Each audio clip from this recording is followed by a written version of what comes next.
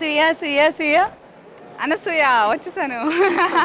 Anasuya red carpet మీద today SIIMA awards ఎలా అనిపిస్తుంది? చాలా హ్యాపీగా ఉంది.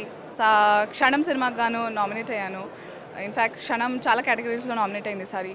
You can see my director Ravi very excited his debut ఫిలింకి. he crossed the seas first time for this film, and we are all very happy. Kshanam took all of us to a lot of places, and నాకు కూడా క్షణం క్యారెక్టర్కి గాను ఈ సంవత్సరం almost అన్ని big అవార్డ్స్లో నామినేట్ అయ్యాను. లైక్ వైజ్ సైమా 2017 కూడా నామినేట్ అయ్యాను. I'm really very happy, and this time it's in Abu Dhabi. Quite excited to be a part. I really hope SIIMA ప్రతిసారి ఇంకా కొత్త కొత్త ప్లేసెస్కి మమ్మల్ని తీసుకెళ్ళాలి, and we get films to work for so that we can be here. How does it feel? It feels great.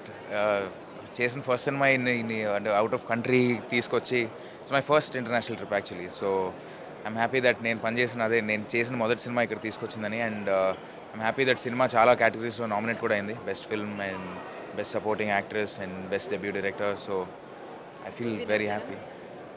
I don't know, అంటే నామినేట్ అవడం ఇట్స్ బిగ్. క్షణంకి చాలా మంచి పేరు వచ్చింది, దాని గురించి చెప్పండి.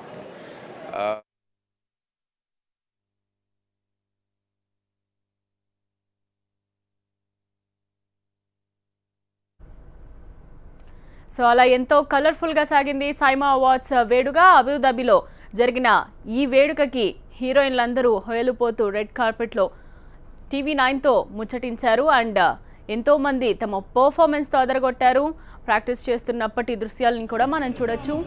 రెజీనా అలాగే ప్రణీత తమ పర్ఫార్మెన్స్తో అదరగొట్టారు. మరోవైపు శ్రీయ పర్ఫార్మెన్స్ కూడా అదిరిపోయిందని చెప్తున్నారు. ఇంకోవైపు అఖిల్ ఈసారి వినూత్నంగా పాట పాడి అదరగొట్టినట్టుగా తెలుస్తోంది. సైమా పండగ ఎంతో కలర్ఫుల్గా సాగింది అబుదాబిలో.